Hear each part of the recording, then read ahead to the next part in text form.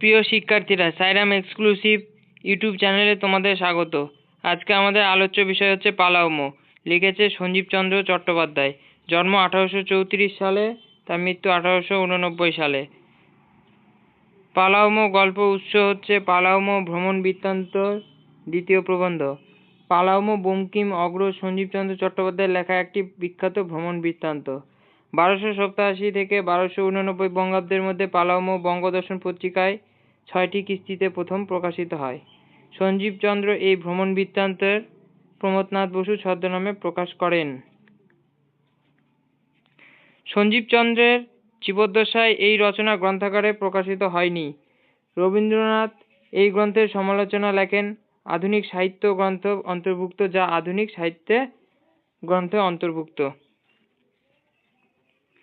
এবার আমরা দেখে নেব পালাউমো গদ্যাংশ থেকে কিছু শব্দার্থ। হরকরা 1798 খ্রিস্টাব্দে ইংরেজি ভাষায় প্রকাশিত এই পত্রিকার সম্পাদক ছিলেন চার্লস ম্যাকলিন।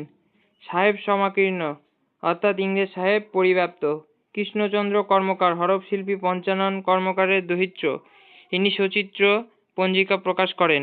রাঁচি বর্তমানে ঝাড়খণ্ডের রাজধানীর নাম হলো রাঁচি। এটি বিহারের অন্তর্গত ছিল। পালাউমো ঝাড়খণ্ডের একটি জেলা, মনে রাখবে। পালকি মানুষের দ্বারা বাহিত কাঠের যান বিশেষ। তামাব তামার মতো আভা। অবনী মানে পৃথিবী। অন্তরাগ্নি মানে অভ্যন্তরের আগুন। সাতনরী মানে সাত পেঁচাওয়ালা কণ্ঠহার। ধরা মানে কোটি বস্ত্র। কর্ণগোচর মানে কানে শোনা। চলো এবার আমরা দেখে নিই প্রশ্ন এবং উত্তর। প্রথম প্রশ্ন, পালাউমো গল্পাংশে কোন ইংরেজি পত্রিকার উল্লেখ আছে? হরকরা। 2 নম্বর প্রশ্ন, পালাউমো থেকে জনৈক মিলিটারি সাহেব হরকরা পত্রিকায় কোন কোন বিষয় সম্পর্কে লিখেছেন? পেরেড বৃত্তান্ত ও ব্যান্ডেল বাদ্যচর্চা। 3 নম্বর প্রশ্ন, পালাউমো সম্পর্কে লেখকের অতীত ধারণা কি ছিল? পালাউমো একটি প্রবল শহর, সাহেব সমাকীর্ণ সুখের স্থান। 4 নম্বর প্রশ্ন, পালাউমো অঞ্চলটি আদতে কেমন? পালাউমো আদতে পাহাড় ও জঙ্গলে পরিপূর্ণ প্রকাণ্ড পরগনা। সেখানে শহর বা নগর দূরে থাকুক, একটি পণ্ডগ্রামও নেই। পরবর্তী 5 নম্বর প্রশ্ন, কৃষ্ণচন্দ্র কর্মকারের কৃত পাহাড়ের কথা কোন গল্পে উল্লেখ করা হয়েছে? উত্তর হচ্ছে পালাউমো গল্পে। লেখক সঞ্জীব চন্দ্র চট্টোপাধ্যায় কোন বাহনকে অবলম্বন করে পালাউমো পৌঁছেছিলেন? সঠিক উত্তর হচ্ছে পালকি। 7 নম্বর প্রশ্ন, লেখক কোন পথ ধরে পালাউমো যাচ্ছিলেন? রাঁচি থেকে পালাউমের পথ ধরে। 8 নম্বর প্রশ্ন, পথে দূর থেকে পালাউমো দেখে লেখকের কি মনে হয়েছিল? উত্তর হচ্ছে লেখকের মনে হয়েছিল যেন মর্তে মেঘ করেছে। পরবর্তী 9 নম্বর প্রশ্ন, পালাউমো গল্পে পালাউমো যাত্রাপথে মোট কত ক্রোশ পথের উল্লেখ আছে? উত্তর হচ্ছে প্রথম 4-5 ক্রোশ ও পরে 2-1 ক্রোশ। 10 নম্বর প্রশ্ন, পালাউমোর অসংখ্য পাহাড়কে লেখক কিসের সঙ্গে তুলনা করেছেন? উত্তর বিচলিত নদীর সংখ্যাতীত তরঙ্গ। 11 নম্বর প্রশ্ন, কোন পাহাড়ের পশ্চিম ভাগে মৃত্তিকা নেই? উত্তর হচ্ছে লাতেহার গ্রাম পার্শ্বের একটি পাহাড়ে।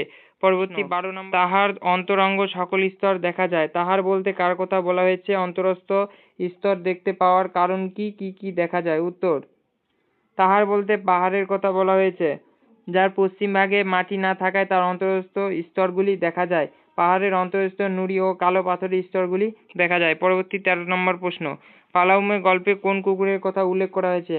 উত্তর হচ্ছে ফরাসিস কুকুর। 14 নম্বর, রাগত হয়ে ফরাসিস কুকুরকে আহ্বান করে লেখক কি আবিষ্কার করেছিলেন? উত্তর, শব্দ একটি বিশেষ স্তর অবলম্বন করে যায়, যে কারণে পালাউমো এর পাহাড়ের উচ্চ নিচ স্তরের মধ্য দিয়ে যাওয়ার সময় শব্দ হ্রস্ব ও দীর্ঘ হয়ে পাহাড়ের অপর প্রান্তে চলে যায়। পরবর্তী 15 নম্বর প্রশ্ন, পরিষ্কার শব্দের বিশেষণ হিসাবে লেখক কোন শব্দ প্রয়োগ করেছেন? উত্তর, ঝরঝর। সমুদয় পরিষ্কার ঝরঝর করিতেছে। পরবর্তী 16 নম্বর প্রশ্ন, একশিলা পাহাড়ের ফাটলে বেড়ে ওঠা অশ্বত্থ গাছ দেখে লেখকের কি মনে হয়েছিল? উত্তর, অশ্বত্থ গাছটি বড় রসিক, তাই ঐরূপ পাষাণ থেকেও রস গ্রহণ করেছে।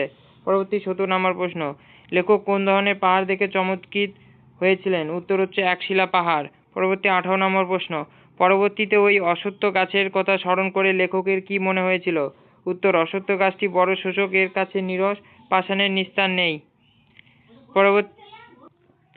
পরবর্তী 19 নম্বর প্রশ্ন, পালাউমো রচনাকালে অশ্বত্থ গাছ সম্পর্কে লেখকের কি মনে হয়েছিল? উত্তর হচ্ছে অশ্বত্থ গাছটি নিজের অবস্থা অনুরূপ কাজ করছে। সকল গাছের ভাগ্যে বাংলার রসপূর্ণ ভূমি এবং বিনা কষ্টে কালযাপন থাকে না, কঠিন পাষাণে তার অবলম্বন, সে কারণেই ওই গাছটির প্রশংসা করে লেখক। পরবর্তী 20 নম্বর প্রশ্ন, প্রথম দিন কোন সময়ে লেখক পালামে প্রবেশ করেছিলেন? উত্তর হচ্ছে অপরাহ্নে। 21 নম্বর প্রশ্ন, লেখকের পালকি কেমন পথ ধরে চলছিল? উত্তর সংকীর্ণ গোপথ, ঘন বনের মধ্যে দিয়ে চলা পথ। পথের পাশে লতা পল্লব লেখকের পালকি স্পর্শ করেছিল। পরবর্তী 22 নম্বর প্রশ্ন, পালামো এর জঙ্গলে লেখক কোন কোন গাছের দেখা পেয়েছেন? উত্তর হচ্ছে দেশি কদম্ব বৃক্ষের মতো শালবন ও অন্যান্য বন গাছ এবং মহুয়া বৃক্ষ। পরবর্তী 23 নম্বর প্রশ্ন, বনের মধ্য দিয়ে যাত্রাকালে লেখক কিসের শব্দ শুনেছিলেন? উত্তর হচ্ছে কাষ্ঠঘণ্টা।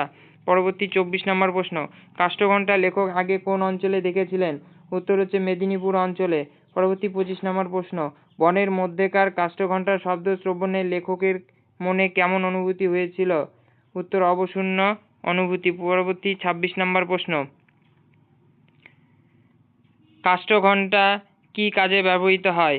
উত্তর গৃহপালিত পশুর গলায় ঝোলানো হয়, ফলে বনে পথ হারালে শব্দানুসরণ করে তাদের অন্বেষণ করা হয়।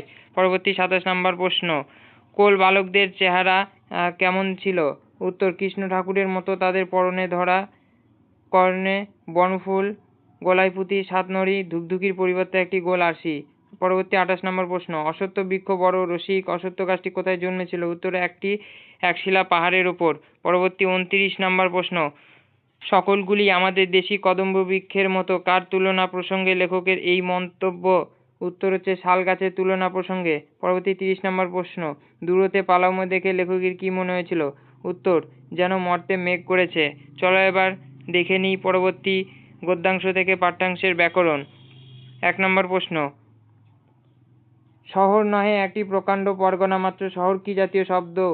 পালামোতে হচ্ছে ফার্সি শব্দ। 2 নম্বর প্রশ্ন, সকলের অনুভব শক্তি তো সমান নয়, চিহ্নিত পদটি কি জাতীয় সর্বনাম? উত্তর হচ্ছে সমষ্টিবাচক সর্বনাম।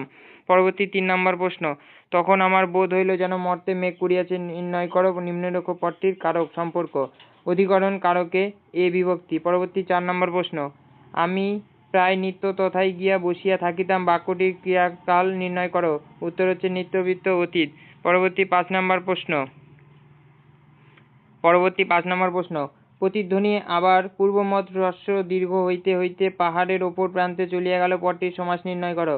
ধ্বনির পশ্চাৎ প্রতিধ্বনি অব্যয়ীভাব সমাস।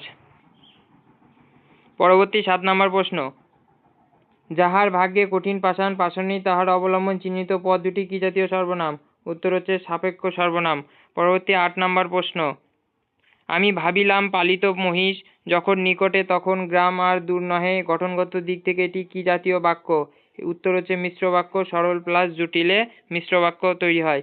শব্দানুসরণ করিয়া তাহাদের অনুসন্ধান করিতে চিহ্নিত হয়। পদটির ব্যুৎপত্তি নির্ণয় করো। অনুসন্ধান, অনু সম ধা যোগ অন। পরবর্তী 10 নম্বর প্রশ্ন, শব্দানুসরণ পদটির ব্যাস বাক্য সমাস নির্ণয় করো। শব্দকে অনুসরণ শব্দানুসরণ কর্মতৎপুরুষ সমাস। পরবর্তী 11 নম্বর প্রশ্ন, কতকগুলি কোলবালক একত্র মহিষ চড়াইতেছিল, নিম্নরেখ পদটি কি জাতীয় ক্রিয়াপদ? প্রযোজক ক্রিয়া। পরবর্তী 12 নম্বর প্রশ্ন, লতা পল্লব পালকি স্পর্শ করিতে লাগিল, পালকি কি কারক? কর্মকারকের শূন্য বিভক্তি। পরবর্তী 13 নম্বর প্রশ্ন, পর্বত ছায়ায় সে প্রান্তর আরো রম্য হইয়াছে, প্রান্তর সন্ধি বিচ্ছেদ, প্রযোজক অন্তর প্রান্তর। তো বন্ধুরা, তোমাদের আজকের ক্লাস কেমন লাগলো? যদি ভালো লেগে থাকে তাহলে তোমরা অবশ্যই চ্যানেলটিকে সাবস্ক্রাইব করে রাখবে এবং পাশে বেল আইকনটিকে অন করে রাখবে, যাতে প্রতি মুহূর্তে তোমরা এরকম আপডেট পেতে থাকো। চলো আজকের মতো এখানেই শেষ। সকলে ভালো থেকো, সুস্থ থেকো।